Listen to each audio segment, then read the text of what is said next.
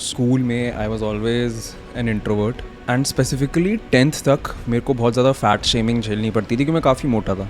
और तब मैं पूरा टाइम इनसिक्योर रहता था कि मैं मोटा हूँ, कि मेरी चेस्ट दिख रही है, तो मैं टाइट बनियान खरीदता था एकदम स्मॉलेस्ट साइज़ वाली, बार बार अपनी शर्ट को ऐसे ऐसे करता रहता था ताकि दिखे ना फैट कोई। बट ये फैट शेमिंग तो चलो बहुत सारे मोटे बच्चों की दिक्कत होती है, बट घर पे जो एक इनसिक्योरिटी बन चुकी थी वो मेरी ये थी कि मेरे को ये बोला जाता था कि तू मेहनत नहीं करता, तू मेहनत नहीं कर रहा। तो मतलब घर पे मेरे को एफर्ट शेमिंग हो रही थी। तो मैं ऑब्वियसली कोई डिप्रेस वगैरह नहीं था, लेकिन मेरे अंदर धीरे धीरे इनसिक्योरिटीज़ बनती जा रही थी। और ना मैक्सिमम लड़के रियलाइज़ ही नहीं करते कि बचपन से ही उनके अंदर इनसिक्योरिटीज़ बनना शुरू हो चुकी होती हैं। ऊपर से एक और दिक्कत ये है कि मेरी मम्मी ने मुझे ऐसे स्कूल में डाल दिया जहाँ पे बिजनेसमैन के लड़के आते थे, और बहुत कम ऐसे लोग होते थे बाय द वे वहाँ पे जिनका मेरिट के बेसिस पे जिनको एडमिशन मिलता था, और मैं उनमें से एक था। और पता है अमीर अर्ली टीन्स की दिक्कत क्या होती है? वो ये भी आपको फील करवाएंगे कि वो अमीर है, और ये भी आपको फील करवाएंगे कि आप गरीब हो। और ये सबसे प्रॉब्लमैटिक चीज़ बन गई थी मेरे चाइल्डहुड की कि मेरे को स्कूल में सब लोग गरीब बोलना शुरू कर दिया भाई। अब ये बात सुन के अब मुझे हंसी आ रही है, लेकिन तब मुझे याद है मैं किसी एक ड्रामा की प्रैक्टिस कर रहा था जहाँ पे एक और बच्चा बैठा हुआ था जिसने आके मेरे को मेरी नेटवर्थ गिनवा दी और ये बोल दिया कि देख तू मेरे से कितना नीचे है। और फिर उसके दोस्त ने बोला कि ऑब्वियसली वो मेरे से ज्यादा सक्सेसफुल होगा क्योंकि वो ऑलरेडी अमीर है। और ये सब बातों से शायद मुझे उतना फर्क नहीं पड़ रहा था, लेकिन डेफिनेटली मेरे दिमाग में कॉन्स्टेंट कंपैरिजन वाली स्टेट शुरू हो गई और मुझे ये लगना स्टार्ट हो गया कि यार मैं तो हमेशा इनसे पीछे रह जाऊंगा। तो इसका मतलब comparison made me miserable long before कोई फेलियर मेरे को मिजरेबल फील करवाता। बट हाँ, एक बढ़िया चीज हुई थी, जब मैं 11th में घुसा था 10th के बोर्ड के बाद, तब मैंने ना बीच में खाना छोड़ दिया था और मैं कार्डियो करनी शुरू कर दी। तो मैं काफी पतला होकर घुसा था और तब मेरे को मेरी लाइफ का पहला फीमेल अटेंशन मिला भाई। एक दो लड़कियां थी, मिड सी लड़कियां थी, उन्होंने मेरे से बात करी एंड सडनली उस वजह से मेरे अंदर कुछ तो कॉन्फिडेंस आ गया। मतलब ऐसा नहीं कि उन्होंने मेरा कॉन्फिडेंस बनाया, उन्होंने बस मेरा कॉन्फिडेंस रिवील किया एक तरीके से।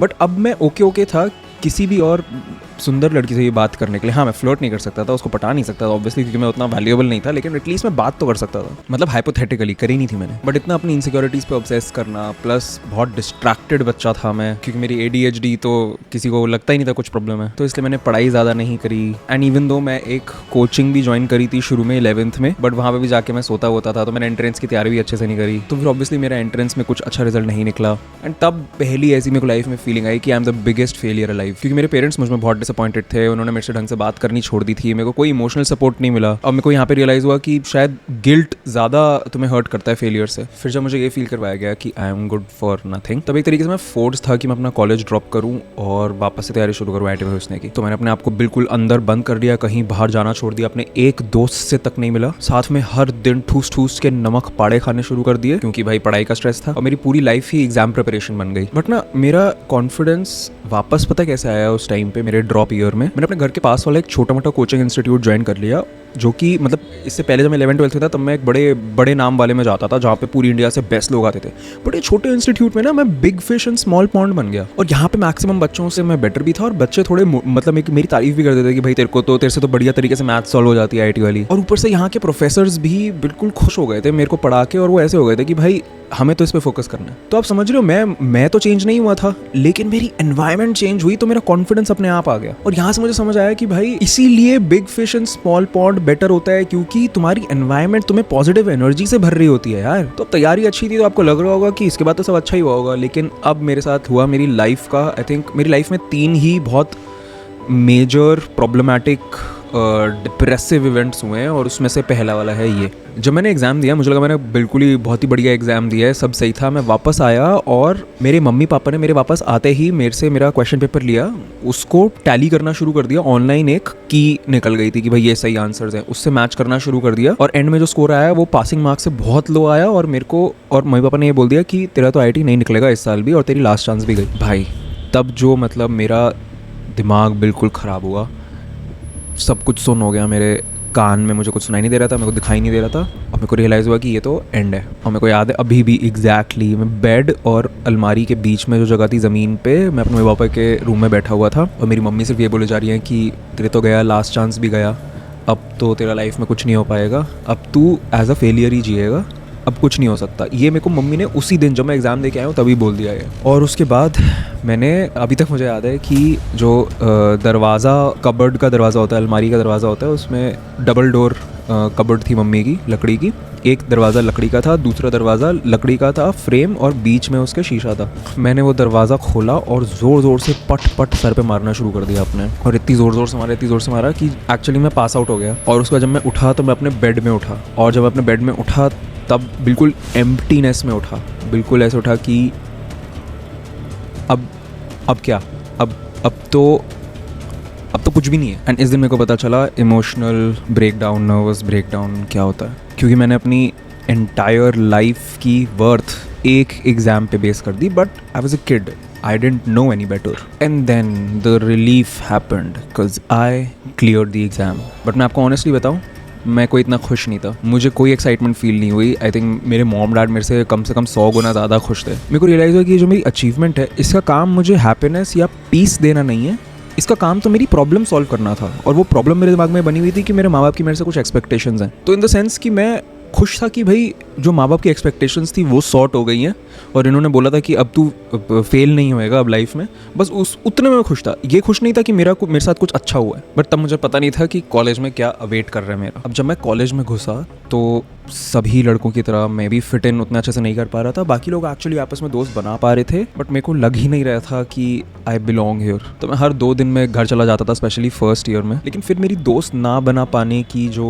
इनसिक्योरिटीज़ बनने लगी, उनको सही करने के लिए मैंने ये नहीं कि दोस्त बनाना सीखूं, नहीं, मैंने क्या किया, मैंने माइक्रो अचीवमेंट्स कलेक्ट करनी शुरू कर ली। मैंने सोचा कि मैं अचीवमेंट्स को एक कोपिंग मैकेनिज्म की तरह यूज़ करूँगा, और मैं इतना यहाँ पे cool, successful, popular and on top हो जाऊँगा कि भाई मेरे को दोस्तों की ज़रूरत ही ना पड़े। तो मैंने डांस करना शुरू किया और काफ़ी फेमस हो गया डांस के लिए, क्योंकि मैं न्यू फॉर्म ऑफ डांस लेके आया था। साथ मैंने कुछ शॉर्ट फिल्म्स बनानी शुरू कर दी, जिसकी वजह से मैं एकदम ही मतलब बिल्कुल ही पॉपुलर हो गया, और साथ में कॉम्पिटिशन में जाना, जीतना, बहुत रिकॉग्निशन मिला। लेकिन मैं अभी भी अंदर से इनसिक्योर था और कुछ ना कुछ प्रूव ही करना चाहता था। मैं ये नहीं कह रहा कि ये सब गलत है, शायद बचपन में यही सब चाहिए भी होता होगा। और साथ में एक और चीज़, मेरे अंदर इतना कम लोगों में ट्रस्ट था, मैं बिल्कुल ही दोस्ती बनाता था। नेक्स्ट लेवल हाइपर इंडिपेंडेंस आ गई मेरे अंदर। और ये पहली बार था जब मुझे रियलाइज़ हुआ कि यार मैं अकेला हूँ भाई, सब कुछ मुझे खुद करना पड़ेगा। और स्पेशली तब रियलाइज़ हुआ, हमारे यहाँ ना पॉलिटिक्स बहुत स्ट्रांग होती है, ठीक है। इलेक्शंस होते हैं हर साल, जो कि बहुत मायने रखते हैं, क्योंकि उन इलेक्शंस के थ्रू तुम्हें वो पोजीशंस ऑफ रिस्पॉन्सिबिलिटी मिलती हैं जो कि बेसिकली तुम्हारे रेज्यूमे, सीवी के अंदर जाती हैं POR सेक्शन में। और जितनी अच्छी पोजीशन मिलेगी उतनी अच्छी कंपनी तुम्हें शॉर्टलिस्ट करेगी प्लेसमेंट्स के लिए, जॉब्स के लिए। तो मैं पूरी तरह चाहता था कि मेरे को टॉप वाली पोजीशन मिल जाए, लेकिन मेरे कोई सीनियर्स मेरे को सपोर्ट नहीं कर रहे थे, मेरे बैच वाले मेरे को सपोर्ट नहीं कर रहे थे। वो सब आपस में ही अपने ग्रुप बना के बैठे हुए थे, और मैं एकदम अकेला था।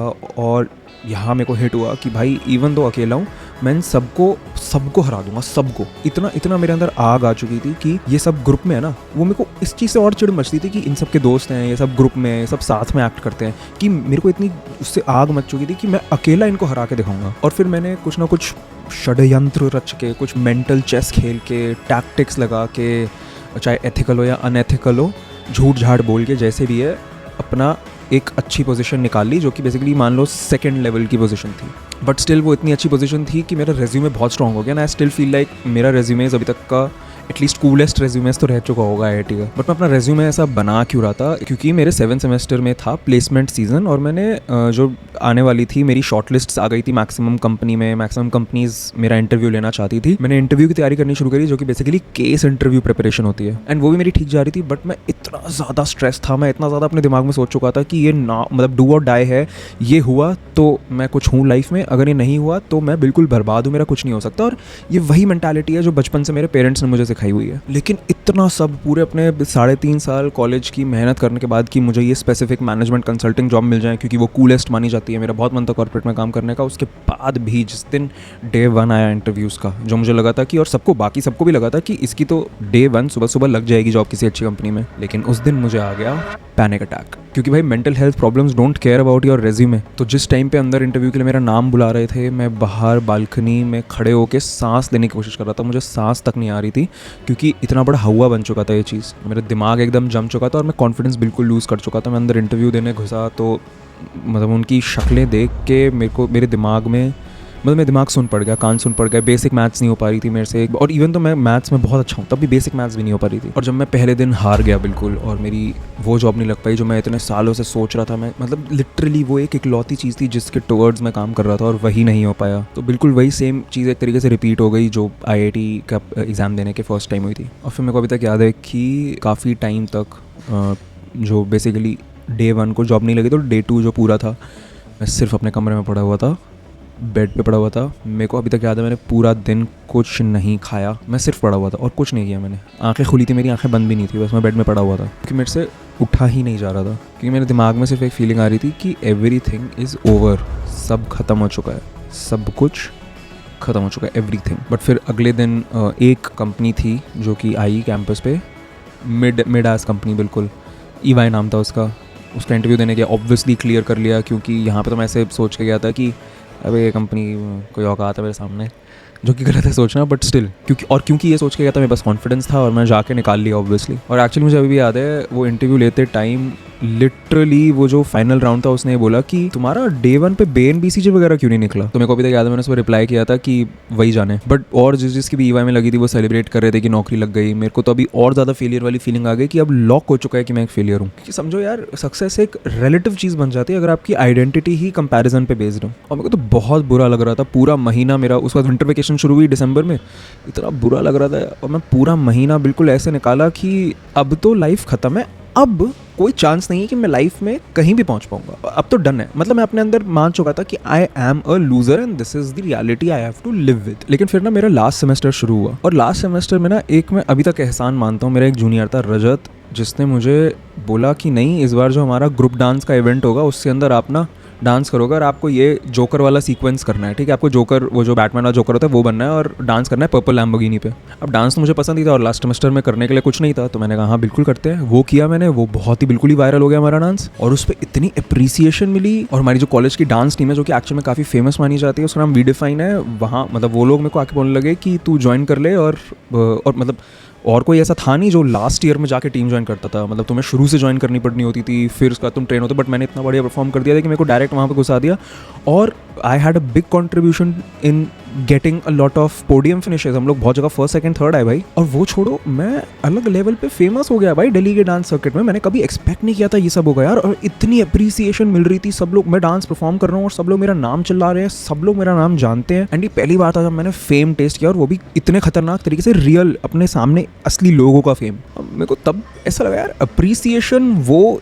वुंड्स हील कर देती है जो कि अचीवमेंट नहीं कर पाती भाई। और एक्चुअली ये भी समझ आया कि यार लोगों की वैलिडेशन कितना ज़्यादा मैटर करती है यार हमारे लिए। और भाई लड़कियों से जो अटेंशन मिली, मतलब एकदम से इतना ज़्यादा वांटेड फील होना शुरू हुआ ना मेरे को। सब जितनी लड़कियां सब टेक्स्ट कर रही हैं, आगे आके नाम चिल्ला रही हैं, आके बात कर रही हैं। पहली बार लाइफ में मेरे साथ ऐसा हो रहा था और बिल्कुल out of this world experience हो गया। और जो नेक्स्ट लेवल ईगो बूस्ट मिला भाई, मैं आपको क्या बताऊँ। बट इस सब के बावजूद भी मेरा फ्रेंड ग्रुप जो था, फ्रेंड ग्रुप, इतनी डिसरिस्पेक्ट थी उस फ्रेंड ग्रुप में मेरी। और उससे पहले इतनी डिसरिस्पेक्ट नहीं थी, लेकिन जब सबको पता चला कि इसकी नौकरी अच्छी नहीं लगी और उन सबकी मेरे से बेटर नौकरी लगी थी, बिल्कुल मेरी इज्जत जीरो हो चुकी थी। वहाँ पे मुझे डम डम बोलना शुरू कर चुके थे लोग। मतलब ये सेंटेंस तो मेरे कान में अभी भी बजता है कि वो लोग आपस में बोलते थे कालरा तो डम है। और ये वही फ्रेंड ग्रुप है जिसके साथ बहुत फ्रीक्वेंटली ड्रिंक करता था मैं, इवन तो बहुत बार अवॉइड कर देता था। वो लोग तो बिल्कुल ही हर बार ही पीते रहते थे। मैं तो कुछ बहाना मार के सो जाता था, कुछ उल्टा फुल्टा बहाना मार देता था कि कुछ है, प्रैक्टिस है, और ताकि पीना ना पड़े। बाकी ये स्मोक भी बहुत करते थे, मैं भी बहुत स्मोक उनको नहीं ब्लेम कर सकता था, मैं उनके साथ ही स्मोक कर रहा होता था। बट स्टिल वर्स्ट पार्ट तब भी वो कॉन्स्टेंट डिसरिस्पेक्ट थी। और अगर आपके भी ऐसे दोस्त हैं जो आपको एक्सट्रीम डिसरिस्पेक्ट करते हैं ना, अगर आपके बोलने के बाद भी नहीं मानते कि मत करो disrespect, you need to get away bro. मैं मानता हूँ कि loneliness is bad but toxic friends are worse. But ये बात मुझे तब समझ नहीं आई क्योंकि मैंने मान लिया था अपने अंदर कि मैं तो हूँ ही लूज़र ना, तो ऑब्वियसली मेरे को बोलेंगे। अब लूज़र को लूज़र नहीं बोलोगे तो क्या बोलोगे। बट ऑनेस्टली इकलौती चीज़ जो फिर भी मेरी मेंटल हेल्थ सही रख रही थी वो ये थी कि इवन कॉलेज के बाद जब मेरा डांस वाला फेस खत्म हो गया था, वो फेम अभी भी थी। तो वो सब लड़कियों की जो अटेंशन थी, वो मेरे से मिलना चाहती थी, वो सब मेरे को थोड़ा सा तो अलाइव रख रहा था। और वहाँ से मुझे रियलाइज़ हुआ यार कुछ तो होगा मेरे बारे में, कुछ पर्सनैलिटी के बारे में होगा कि लोगों को मैं पसंद आ रहा हूँ। स्पेशली लड़कियों को इतनी अटेंशन किसी लड़के को नहीं मिलती भाई। और यहाँ पे मेरे अंदर अपने बारे में थोड़े से व्यूज पॉजिटिव होने शुरू हुए, एटलीस्ट लुक्स और पर्सनालिटी को लेकर। प्लस ये तो मुझे शुरू से लगता था कि मैं बेस्ट ड्रेस तो हूँ और सब बोलते भी थे। फिर शुरू हुई मेरी मैनेजमेंट कंसल्टिंग वाली जॉब लाइफ। अब मैं ऑलरेडी मान तो चुका था कि मैं तो लूजर ही रह जाऊंगा, और अभी भी मैं उन्हीं दोस्तों के साथ हैंग आउट कर रहा था और अभी भी वो मेरे को लूजर ही बोलते थे और मैं सुनता रहता था। और प्लस मेरे आसपास के जो लोग थे उस जॉब में, उनके भी सपने कुछ खास बड़े नहीं थे, तो मेरे को कभी अंदर से मोटिवेशन ही नहीं आया। मेरी सराउंडिंग्स ही ऐसी थी ना। मैं ये जरूर मानता हूँ कि वो जॉब भी बाहर की दुनिया के लिए तो तो बहुत बढ़िया जॉब थी, मतलब बहुत ही बढ़िया जॉब थी, लेकिन जितना मुझे लगता था मैं कर पाऊंगा उतनी नहीं थी। बट फिर जब लोग MBA कर रहे थे, मुझे अंदर से पता था कि मैं और पढ़ाई तो नहीं कर सकता, तो मैं अपनी लाइफ में कुछ एक्साइटमेंट लाने के लिए या फिर बस शायद पता नहीं क्या चीज़ का मीनिंग सीख कर रहा था कि बस मैं सोचा कि अनसर्टेनिटी चूज करता हूँ, शायद लाइफ में कुछ तो खुशियाँ आ सकती हैं अनसर्टेनिटी में। और इसीलिए मैंने अपनी मैनेजमेंट कंसल्टिंग कॉर्पोरेट जॉब छोड़ के एक स्टार्टअप ज्वाइन किया। लेकिन वहाँ पे मैंने अपने one of the worst times निकाले, क्योंकि यहाँ पे मुझे मिली सबसे टॉक्सिक वर्क एनवायरनमेंट। एंड शायद बहुत लोग झेल जाते होंगे टॉक्सिक वर्क एनवायरनमेंट से, सोच के कि वर्क एनवायरनमेंट्स तो ऐसी ही होती हैं, लेकिन मेरे से नहीं हुआ भाई। मेरे को पब्लिकली क्रिटिसाइज किया जाता था और लिटरली ये बोला जाता था कि तेरे से तो होगा ही नहीं, कि तू तो कुछ रिजल्ट ड्राइव नहीं कर पाता है। और मेरे को याद है ऐसा 2-3 बार हुआ है कि जब ऐसे कंपेयर करते थे मेरे को, एक बार मेरे बॉस ने मेरे को बोल दिया था कि ये दूसरे बंदे ने तो फोड़ दिया, तू भी तो कुछ करके ला, कभी तो कुछ कर। मेरे को याद है उसके बाद मैं ऐसे वॉशरूम में जाके रोना शुरू हो गया। मतलब 23-24 साल का लड़का रो रहा है भाई, मतलब विच इज़ नॉट रॉन्ग, लेकिन एक बॉस के कुछ बोलने पे रोना तो बहुत ही अजीब है। बट ये फिर जो मेरे अंदर ऑलरेडी ये मेंटालिटी थी ना कि मैं तो लूजर ही हूँ, क्योंकि मेरे पास अभी कोई रीसेंट अचीवमेंट नहीं है शो करने के लिए, तो जब मेरे को बोला गया कि मैं यूजलेस हूँ तो मैंने मान लिया कि हूँ मैं यूजलेस। फिर जब मैंने बीच में थोड़े से यूट्यूब वीडियोस बनाने शुरू करे तो मेरी मतलब बहुत मुश्किल हो गया हैंडल करना साथ में जॉब के। तो मेरी मम्मी ने आके मुझे बोला कि भाई ये सब वीडियो बंद करो, जॉब पे ध्यान दो, लाइफ में कुछ करो। और फिर जब कंटेंट भी मेरी लाइफ से निकल गया था और जॉब में भी मुझे बिल्कुल मज़े नहीं आ रहे थे, क्योंकि मुझे कभी भी जॉब से ऐसा फील नहीं हो रहा था कि I am working towards something that society needs, और इसीलिए मेरे को कोई अचीवमेंट ही फील नहीं हो रही थी। एंड प्लस बहुत अनएथिकल प्रैक्टिसेस थी उस नौकरी के अंदर। इन्वेस्टेड बिजनेस की यही दिक्कत होती है। इसलिए एक पॉइंट ऐसा आया जब ये सब की वजह से जब मैं सुबह बेड से उठ ही नहीं पा रहा था, मेरी पूरी बॉडी में दर्द हो रहा था और ऊपर से मेरे पास कोई एनर्जी नहीं थी, सर दर्द हो रहा था, हल्का फुल्का बुखार भी हो रहा था। And the thing is I just didn't want to wake up और even get up from bed. And honestly initially मुझे लगा कि this is just basic viral fever या ऐसा कुछ हो गया होगा और कुछ नहीं है। तो मैंने पैरासीटामोल खाई एक, कुछ नहीं हुआ। 2 खाई, उससे भी कुछ नहीं हुआ। फिर दूसरे दिन की शाम को मम्मी मेरे पास आई, मम्मी ने मेरे से बात करी और मेरे को अभी तक याद है कि इससे मेरा हाथ बेड से अगर उन्होंने उठाया वापस ऐसे जाके गिर जा रहा था बेड के ऊपर। एंड फिर उसके बाद उन्होंने मेरे को बोला कि और वो कहते हैं कि मेरे को लग रहा है कि तू डिप्रेस्ड है। And thankfully I am very grateful कि unlike 90% parents my mom understood कि भाई depression is an actual thing. मतलब हाँ, उनको लगा नहीं था कि मैं कभी डिप्रेस होऊंगा, लेकिन उनको ये ज़रूर समझ आ रहा था कि हाँ डिप्रेशन फिजिकल फॉर्म में शो होती है। एंड देन मेरी मेडिकेशन शुरू हुई, जो कि जब मैंने लेनी शुरू करी मेरे को खुद 3 हफ्ते बाद ऐसा रियलाइज़ हुआ कि नहीं लेनी मुझे अंदर से ऐसा फील होना शुरू हुआ कि मैं इसके बिना बेटर हो सकता हूँ। एंड समहाउ वो वापस एक चीज़ दिमाग में स्ट्राइक हुई कि अकेले मैं कर लूँगा, मुझे मेडिकेशन की ज़रूरत नहीं, मैं अकेले कर लूँगा। बट स्टिल वो काफ़ी वीक फीलिंग थी, तो मैंने मेडिकेशन छोड़ दी। मैंने सोचा कि कुछ तो करूँ। फिर मेरे को रियलाइज़ हुआ कि यार एक इकलौती चीज़ कंटेंट थी जिससे मुझे खुशी मिलती थी जीवन में, तो मैंने कहा वापस शुरू कर देते हैं कंटेंट। तो मैंने हल्का फुल्का वापस शुरू कर दिया। एंड ये जो पर्पस था उसने वो एनर्जी बनाई मेरे अंदर। एंड ऑनेस्टली पता है, जो मेरी फीलिंग थी कि वो लूजर हूँ, लाइफ में कुछ नहीं किया, ये क्या वो क्या, वो एक्चुअली एक तरीके से मैंने उसका पॉजिटिव साइड देखना शुरू किया कि जब हूँ ही लूजर तो फिर क्यों ही सब कुछ सही करूं।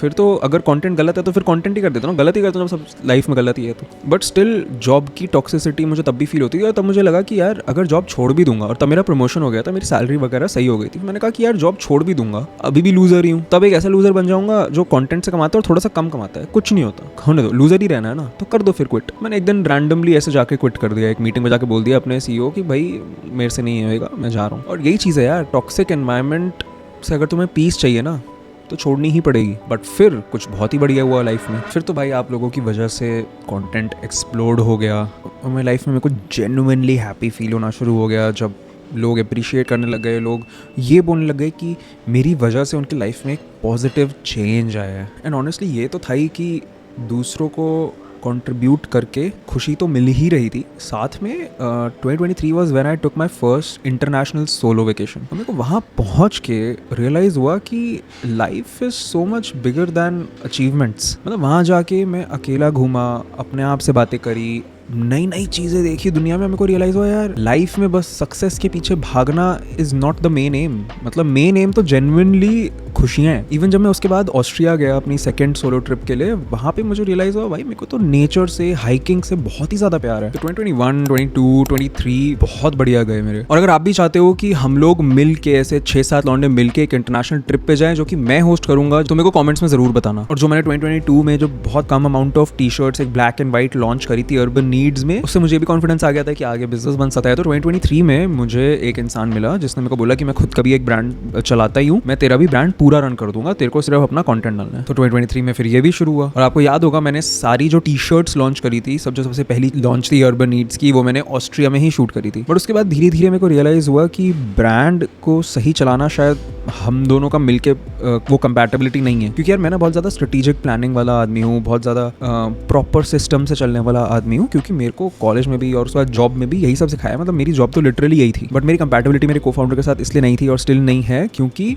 बहुत ही अलग टाइप ऑफ वर्किंग थी उसकी। बट चलो ये तो हर बिजनेस में मुझे लगा आती ही होंगी प्रॉब्लम्स, कुछ ना कुछ एडजस्ट करना होता है, सामने वाले को सिखा दो कैसे करना है। लेकिन वो प्रॉब्लम्स इतनी खराब हो गई क्योंकि मेरे को तो फीडबैक डायरेक्टली मेरी कमेंट सेक्शन में दिखता ही था कि रीस्टॉक नहीं हुआ, कब आएगा।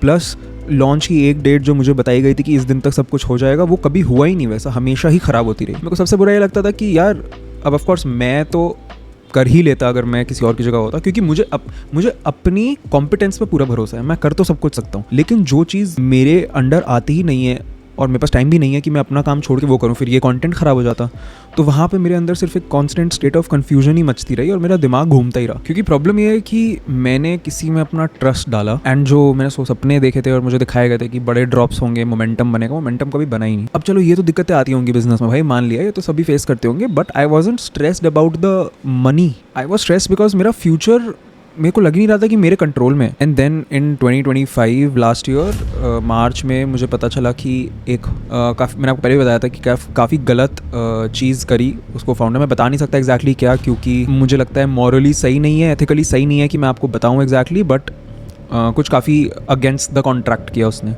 यहाँ हुआ मेरा लाइफ का third biggest like the worst phase, और मिक्स्ड इमोशंस, एंगर, डिसबिलीफ। मतलब मेरे को पहले तो बिलीव ही नहीं हो रहा था कि मेरे साथ ऐसा कुछ हो सकता है, और फिर एंगर भी था, और साथ में बिल्कुल वो फीलिंग होती है ना पेट में एकदम कुछ वैक्यूम बन जाने की फीलिंग, वो हुई। मतलब मेरे दिमाग में सबसे ज़्यादा यही आ रहा था कि यार ट्रस्ट ब्रेक हो, मतलब जिसको मैं ट्रस्ट करता था मेरे साथ ऐसा हुआ है। वो पहली बार मेरे साथ कुछ बिट्रेयल हुआ था, इससे पहले सबने मेरे सामने से चाकू मारे थे, भाई पहली बार किसी ने पीछे से चाकू मारा था। ऐसी टाइप की सिचुएशंस में मैक्सिमम आदमी बिल्कुल फंस जाते हैं, क्योंकि प्रॉब्लम यहाँ पे बिट्रेयल नहीं थी, प्रॉब्लम ये थी कि मैं उस प्रॉब्लम के अंदर जी रहा था। एंड फिर शुरू हुए खतरनाक पैनिक अटैक्स। मैं लिटरली काम कर रहा होता था और क्योंकि मेरे पास इन चीज़ों का कोई सोल्यूशन नहीं था, तो बीच में एकदम से सांस आनी बंद हो जाएगी, मेरे को बाहर घर के बाहर निकलना पड़ता था। वहाँ पे अगेन पैनिक अटैक्स में ब्रेथ शॉर्ट हो जाती है, तुम ज़्यादा लंबी सांस नहीं ले पाते हो, प्लस आंखें पल्सेट करना शुरू कर देती हैं।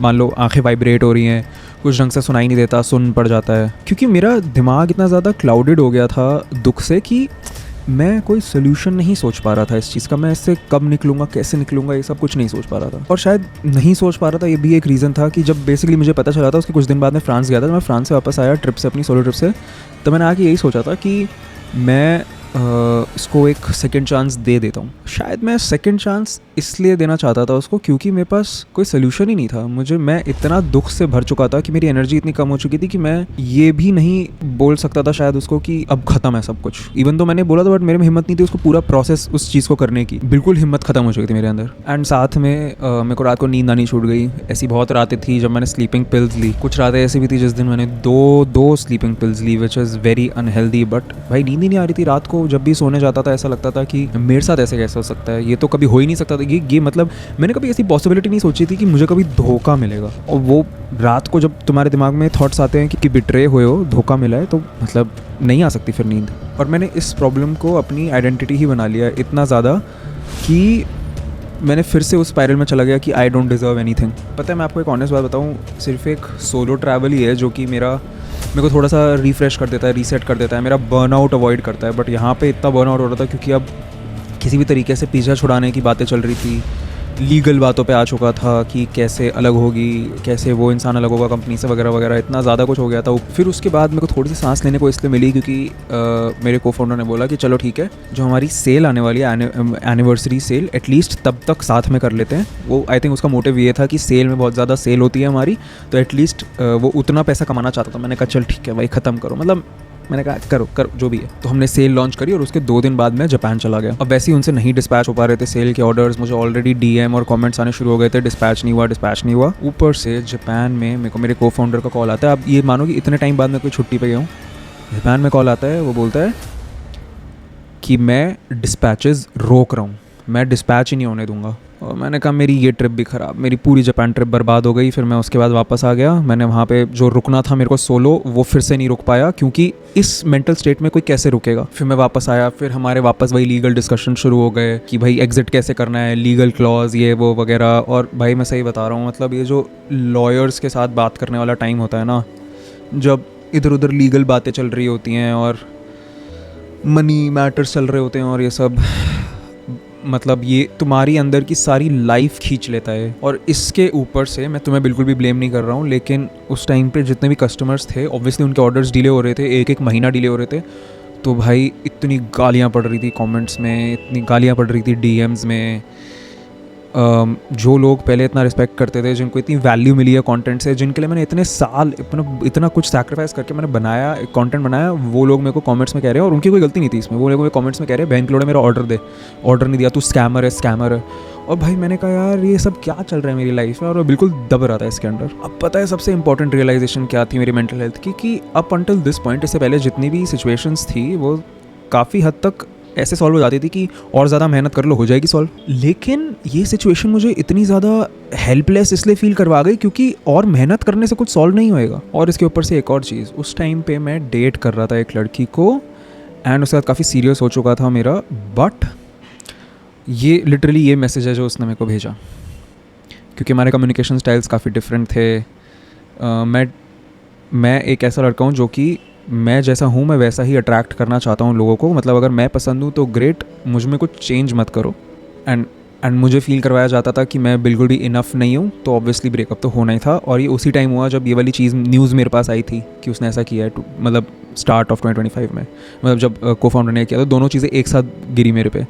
तो आप समझ रहे हो ना, इस सिचुएशन में तुम मेहनत करके नहीं निकल सकते हो। तो मैंने 4-5-6 सेशन थेरेपी के भी लिए और बहुत कुछ ट्राई किया, but the thing is everything became better.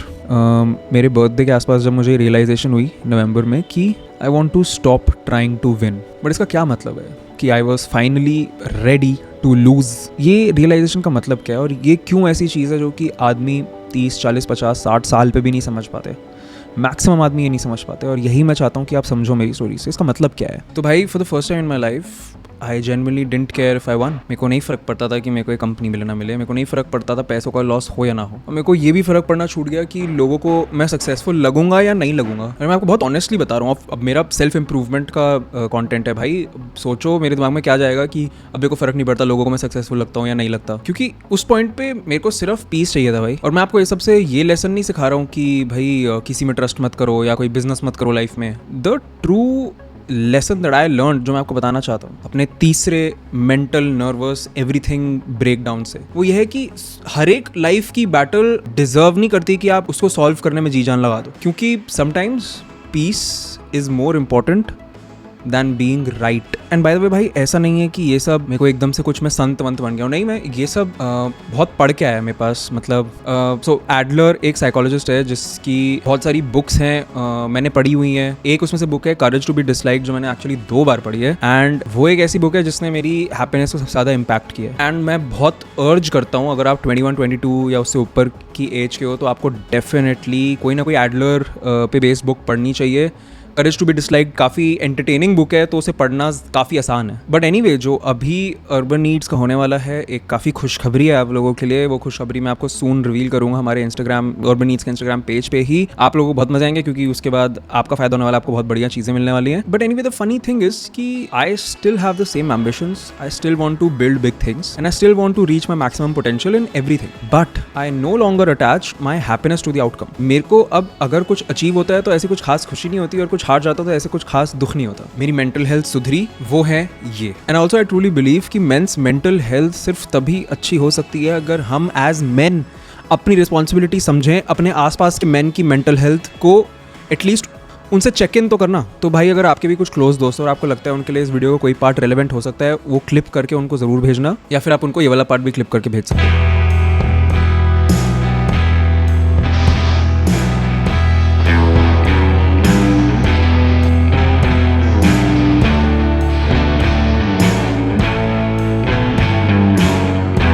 Look your best, feel your best, and be your best.